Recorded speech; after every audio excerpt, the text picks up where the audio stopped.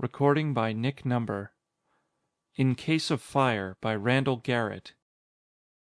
In his office apartment on the top floor of the Terran Embassy building in Ossex City, Bertrand Malloy leafed casually through the dossiers of the four new men who had been assigned to him.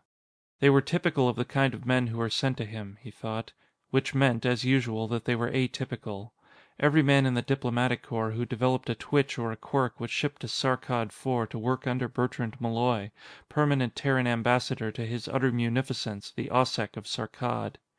Take this first one, for instance. Malloy ran his finger down the columns of complex symbolism that showed the complete psychological analysis of the man.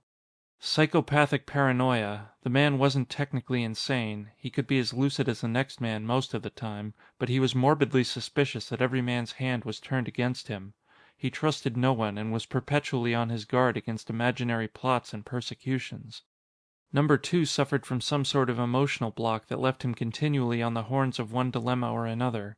He was psychologically incapable of making a decision if he were faced with two or more possible alternatives of any major importance.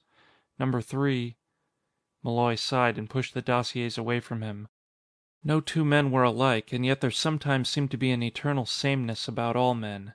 He considered himself an individual, for instance, but wasn't the basic similarity there, after all? He was... how old? He glanced at the Earth calendar dial that was automatically correlated with the Sarkadic calendar just above it. 59 this week. 59 years old. And what did he have to show for it besides flabby muscles, sagging skin, a wrinkled face, and gray hair? Well, he had an excellent record in the Corps, if nothing else. One of the top men in his field, and he had his memories of Diane, dead these 10 years, but still beautiful and alive in his recollections. And, he grinned softly to himself, he had Sarkad. He glanced up at the ceiling and mentally allowed his gaze to penetrate it to the blue sky beyond it. Out there was the terrible emptiness of interstellar space, a great, yawning, infinite chasm capable of swallowing men, ships, planets, suns, and whole galaxies without filling its insatiable void. Malloy closed his eyes. Somewhere out there a war was raging. He didn't even like to think of that, but it was necessary to keep it in mind. Somewhere out there the ships of Earth were ranged against the ships of the alien Karna in the most important war that mankind had yet fought. And, Malloy knew, his own position was not unimportant in that war. He was not in the battle line, nor even in the major production line, but it was necessary to keep the drug supply lines flowing from Sarkad, and that meant keeping on good terms with the Sarkadic government. The Sarkada themselves were humanoid in physical form, if one allowed the term to cover a wide range of differences, but their minds just didn't function along the same lines. For 9 years Bertrand Malloy had been ambassador to Sarkad, and for 9 years no Sarkada had ever seen him. To have shown himself to one of them would have meant instant loss of prestige. To their way of thinking, an important official was aloof. The greater his importance, the greater must be his isolation. The Ossec of Sarkad himself was never seen except by a handful of picked nobles, who themselves were never seen except by their underlings. It was a long, roundabout way of doing business, but it was the only way Sarkad would do any business at all. To violate the rigid social setup of Sarkad would mean the instant closing off of the supply of biochemical products that the Sarkadic laboratories produced from native plants and animals, products that were vitally necessary to Earth's war, and which could be duplicated nowhere else in the known universe. It was Bertrand Malloy's job to keep the production output high and to keep the materiel flowing towards Earth and her allies and outposts. The job would have been a snap cinch in the right circumstances. The Sarkada weren't difficult to get along with. A staff of top-grade men could have handled them without half trying. But Malloy didn't have top-grade men. They couldn't be spared from work that required their total capacity. It's inefficient to waste a man on a job that he can do without half trying, where there are more important jobs that will tax his full output.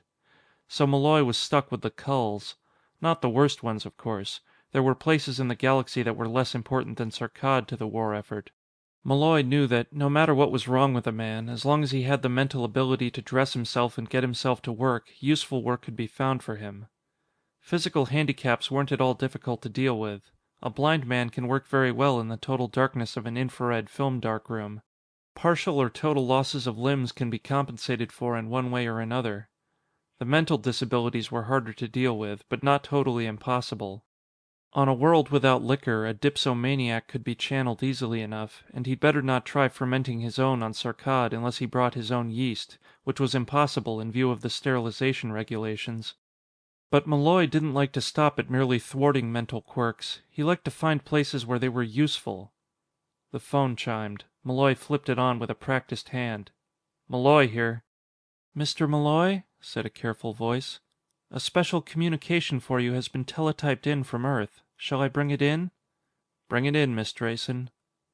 Miss Drayson was a case in point. She was uncommunicative. She liked to gather in information, but she found it difficult to give it up once it was in her possession. Malloy had made her his private secretary. Nothing, but nothing, got out of Malloy's office without his direct order. It had taken Malloy a long time to get it into Miss Drayson's head that it was perfectly all right, even desirable, for her to keep secrets from everyone except Malloy. She came in through the door, a rather handsome woman in her middle thirties, clutching a sheaf of papers in her right hand as though someone might at any instant snatch it from her before she could turn it over to Malloy. She laid them carefully on the desk. "If anything else comes in, I'll let you know immediately, sir," she said. "Will there be anything else?" Malloy let her stand there while he picked up the communique. She wanted to know what his reaction was going to be. It didn't matter because no one would ever find out from her what he had done unless she was ordered to tell someone. He read the first paragraph, and his eyes widened involuntarily. "Armistice," he said in a low whisper. "There's a chance that the war may be over." "Yes, sir," said Miss Drayson in a hushed voice. Malloy read the whole thing through, fighting to keep his emotions in check. Miss Drayson stood there calmly, her face a mask, her emotions were a secret. Finally, Malloy looked up. "I'll let you know as soon as I reach a decision, Miss Drayson. I think I hardly need to say that no news of this is to leave this office." "Of course not, sir." Malloy watched her go out the door without actually seeing her. The war was over, at least for a while. He looked down at the papers again. The Karna, slowly being beaten back on every front, were suing for peace. They wanted an armistice conference, immediately. Earth was willing. Interstellar war is too costly to allow it to continue any longer than necessary, and this one had been going on for more than 13 years now. Peace was necessary, but not peace at any price. The trouble was that the Karna had a reputation for losing wars and winning at the peace table. They were clever, persuasive talkers. They could twist a disadvantage to an advantage, and make their own strengths look like weaknesses. If they won the armistice, they'd be able to retrench and rearm, and the war would break out again within a few years. Now, at this point in time, they could be beaten. They could be forced to allow supervision of the production potential, forced to disarm, rendered impotent. But if the armistice went to their own advantage... Already they had taken the offensive in the matter of the peace talks. They had sent a full delegation to Sarkad V, the next planet out from the Sarkad sun, a chilly world inhabited only by low-intelligence animals. The Karna considered this to be fully neutral territory, and Earth couldn't argue the point very well. In addition, they demanded that the conference begin in 3 days, terrestrial time. The trouble was that interstellar communication beams travel a devil of a lot faster than ships. It would take more than a week for the Earth government to get a vessel to Sarkad V. Earth had been caught unprepared for an armistice. They objected. The Karna pointed out that the Sarkad sun was just as far from Karn as it was from Earth, that it was only a few million miles from a planet which was allied with Earth, and that it was unfair for Earth to take so much time in preparing for an armistice. Why hadn't Earth been prepared? Did they intend to fight to the utter destruction of Karn? It wouldn't have been a problem at all if Earth and Karn had fostered the only two intelligent races in the galaxy. The sort of grandstanding the Karna were putting on had to be played to an audience. But there were other intelligent races throughout the galaxy, most of whom had remained as neutral as possible during the Earth-Karn war. They had no intention of sticking their figurative noses into a battle between the two most powerful races in the galaxy. But whoever won the armistice would find that some of the now neutral races would come in on their side if war broke out again. If the Karna played their cards right, their side would be strong enough next time to win. So Earth had to get a delegation to meet with the Karna representatives within the 3-day limit or lose what might be a vital point in the negotiations. And that was where Bertrand Malloy came in. He had been appointed Minister and Plenipotentiary Extraordinary to the Earth-Karn Peace Conference. He looked up at the ceiling again. "What can I do?" he said softly. On the second day after the arrival of the communique, Malloy made his decision. He flipped on his intercom and said, "Miss Drayson, get hold of James Norden and Kylen Braynick. I want to see them both immediately. Send Norden in first, and tell Braynick to wait." "Yes, sir." "And keep the recorder on. You can file the tape later." "Yes, sir." Malloy knew the woman would listen in on the intercom anyway, and it was better to give her permission to do so. James Norden was tall, broad-shouldered, and 38. His hair was graying at the temples, and his handsome face looked cool and efficient. Malloy waved him to a seat. "Norden, I have a job for you. It's probably one of the most important jobs you'll ever have in your life. It can mean big things for you, promotion and prestige if you do it well." Norden nodded slowly. "Yes, sir." Malloy explained the problem of the Karna peace talks. "We need a man who can outthink them," Malloy finished. "And judging from your record, I think you're that man. It involves risk, of course. If you make the wrong decisions, your name will be mud back on Earth. But I don't think there's much chance of that, really. Do you want to handle small-time operations all your life? Of course not. You'll be leaving within an hour for Sarkad 5. Norden nodded again. "Yes, sir, certainly. Am I to go alone?" "No," said Malloy. "I'm sending an assistant with you, a man named Kylen Braynick. Ever heard of him?" Norden shook his head. "Not that I recall, Mr. Malloy. Should I have?" "Not necessarily. He's a pretty shrewd operator, though. He knows a lot about interstellar law, and he's capable of spotting a trap a mile away. You'll be in charge, of course, but I want you to pay special attention to his advice." "I will, sir," Norden said gratefully. "A man like that can be useful." "Right. Now you go into the anteroom over there. I've prepared a summary of the situation and you'll have to study it and get it into your head before the ship leaves. That isn't much time, but it's the Karna who are doing the pushing, not us." As soon as Norden had left, Malloy said softly, "Send in Braynick, Miss Drayson." Kylen Braynick was a smallish man with mouse-brown hair that lay flat against his skull and hard, penetrating dark eyes that were shadowed by heavy, protruding brows. Malloy asked him to sit down. Again Malloy went through the explanation of the peace conference. "Naturally, they'll be trying to trick you every step of the way," Malloy went on. "They're shrewd and underhanded. We'll simply have to be more shrewd and more underhanded. Norden's job is to sit quietly and evaluate the data. Yours will be to find the loopholes they're laying out for themselves and plug them. Don't antagonize them, but don't baby them either. If you see anything underhanded going on, let Norden know immediately. They won't get anything by me, Mr. Malloy." By the time the ship from Earth got there, the peace conference had been going on for 4 days. Bertrand Malloy had full reports on the whole parley, as relayed to him through the ship that had taken Norden and Braynick to Sarkad 5. Secretary of State Blendwell stopped off at Sarkad 4 before going on to 5 to take charge of the conference.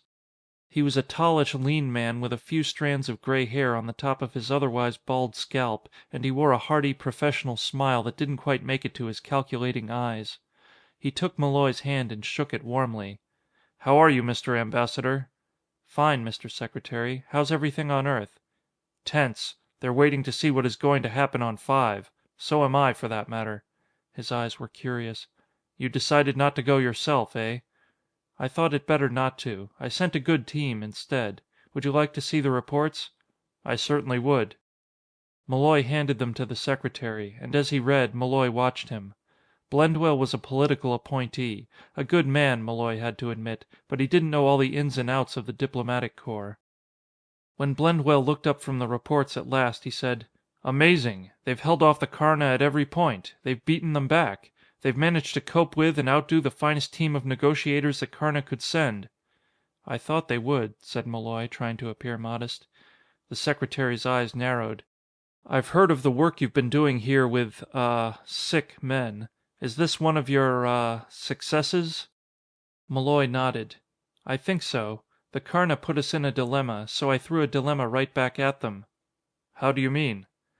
"Norden had a mental block against making decisions. If he took a girl out on a date, he'd have trouble making up his mind whether to kiss her or not until she made up his mind for him, one way or the other. He's that kind of guy. Until he's presented with one, single, clear decision which admits of no alternatives, he can't move at all. As you can see, the Karna tried to give us several choices on each point, and they were all rigged. Until they backed down to a single point and proved that it wasn't rigged, Norden couldn't possibly make up his mind. I drummed into him how important this was, and the more importance there is attached to his decisions, the more incapable he becomes of making them." The Secretary nodded slowly. "What about Braynek?" "Paranoid," said Malloy. "He thinks everyone is plotting against him. In this case, that's all to the good because the Karna are plotting against him. No matter what they put forth, Braynek is convinced that there's a trap in it somewhere, and he digs to find out what the trap is. Even if there isn't a trap, the Karna can't satisfy Braynek because he's convinced that there has to be, somewhere. As a result, all his advice to Norden and all his questioning on the wildest possibilities just serves to keep Norden from getting unconfused. These two men are honestly doing their best to win at the peace conference, and they've got the Karna reeling. The Karna can see that we're not trying to stall. Our men are actually working at trying to reach a decision. But what the Karna don't see is that those men, as a team, are unbeatable because, in this situation, they're psychologically incapable of losing." Again the Secretary of State nodded his approval, but there was still a question in his mind.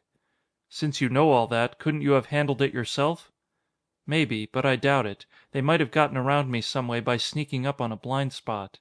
Norden and Braynek have blind spots, but they're covered with armor. No, I'm glad I couldn't go. It's better this way." The Secretary of State raised an eyebrow. "Couldn't go, Mr. Ambassador?" Malloy looked at him. "Didn't you know? I've wondered why you appointed me in the first place. No, I couldn't go.